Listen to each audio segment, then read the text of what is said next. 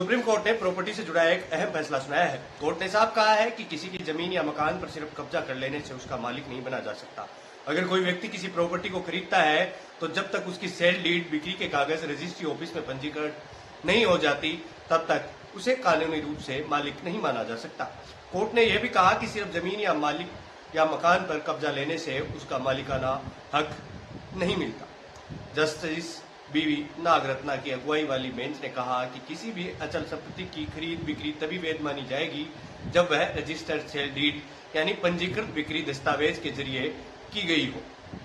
Court ने बताया कि 1882 के ट्रांसफर ऑफ प्रॉपर्टी एक्ट के सेक्शन 54 के अनुसार अगर संपत्ति की कीमत 100 रुपए या उससे ज्यादा है तो उसका ट्रांसफर बिना रजिस्ट्री के मान्य नहीं होगा। मतलब ये कि चाहे आपने प्रॉपर्टी के पैसे दिए हों और कब्जा भी ले लिया हो, तब भी आप कानूनी मालिक तब तक नहीं माने जाएंगे जब तक कि रजिस्टर्ड सेल डीड नहीं बन जाती है। फैसला उस केस में आया जहां एक व्यक्ति ने नीलामी में संपत्ति खरीदी थी।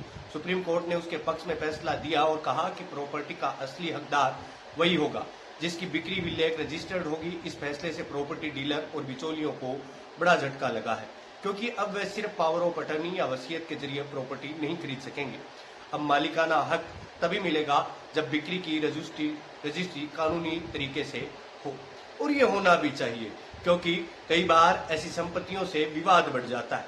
कई बिचौलिए बीच में जमीनों में विवाद खड़ा कर देते हैं या लटका कर छोड़ देते हैं। ऐसे नियम बनने चाहिए, कड़े कानून कायदे होने चाहिए, जिससे कि इस प्रकार की जो कालाबाजारी है वो रुक सके और जो खरीद फरोख्त की कार्यवाही करते हैं, जो लोग खरीद फरोख्त करते हैं, उनके लिए कड़े कानून हो। ऐसा होना जरूरी था। ये शायद सुप्रीम कोर्ट जल्द से जल्द ये नियम लागू करे। आप बने रहिए देव बम्बार्ड के साथ। हम फिर मिलते हैं किसी अन्य वीडियो में। तब तक के लिए आप देखते रहिए देव बम्बार्ड।